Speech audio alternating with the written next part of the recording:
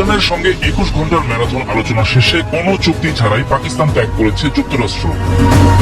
মার্কিন vice president J.D.. Vance জানিয়েছেন, ইসলামাবাদ ত্যাগ করার আগে ওয়াশিংটন তাদের চূড়ান্ত এবং সেরা প্রস্তাবটি টেবিলে রেখে এসেছে।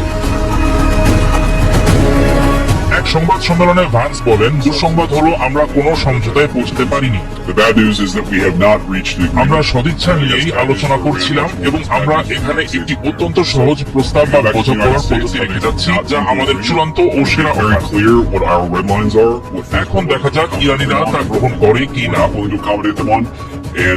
ভান্স উল্লেখ করেন, ওয়াশিংটন তাদের রেড লাইন বা চূড়ান্ত সীমাগুলো যতটা সম্ভব স্পষ্টভাবে জানিয়ে দিয়েছে, কিন্তু ইরান তাদের শর্তগুলো মেনে না নেওয়ার সিদ্ধান্ত নিয়েছে। তেহরান ঠিক কোন দাবিগুলো প্রত্যাখ্যান করেছে এমন প্রশ্নের জবাবে তিনি প্রকাশ্যে দিতে অস্বীকৃতি জানান। তবে তিনি আবারও জোর দিয়ে বলেন, দীর্ঘমেয়াদে পারমাণবিক অস্ত্র তৈরি না করার অঙ্গীকার নিশ্চিত করাই যুক্তরাষ্ট্রের প্রধান লক্ষ্য।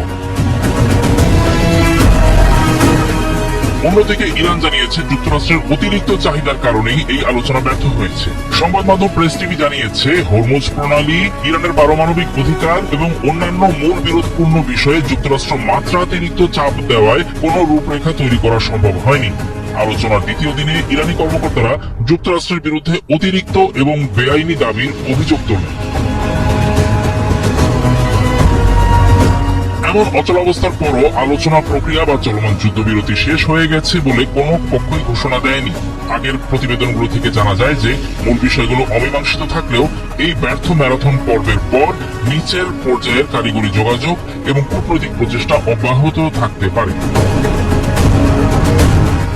এদিকে ইরানকে অস্ত্র সরবরাহ করা হলে চীনকে বড় ধরনের সমস্যায় পড়তে হবে বলে সতর্ক করেছেন মার্কিন প্রেসিডেন্ট ডোনাল্ড ট্রাম্প। সিএনএন এর এক প্রতিবেদনে বেনামি সূত্রের বরাত দিয়ে ইরানকে চীনের অস্ত্র দেওয়ার অভিযোগ তোলা হলে বেইজিং তা অস্বীকার করে।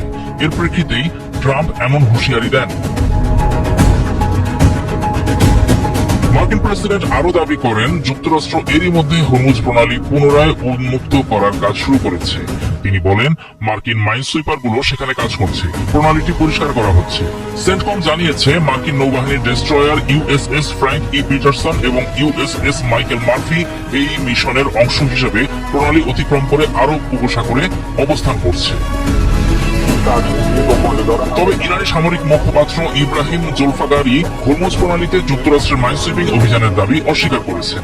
তিনি জোর দিয়ে বলেন, এই গুরুত্বপূর্ণ জলপথ দিয়ে যাতায়াত করতে হলে যেকোনো জাহাজকে অবশ্যই ইরানের সশস্ত্র বাহিনীর অনুমতি নিতে হবে।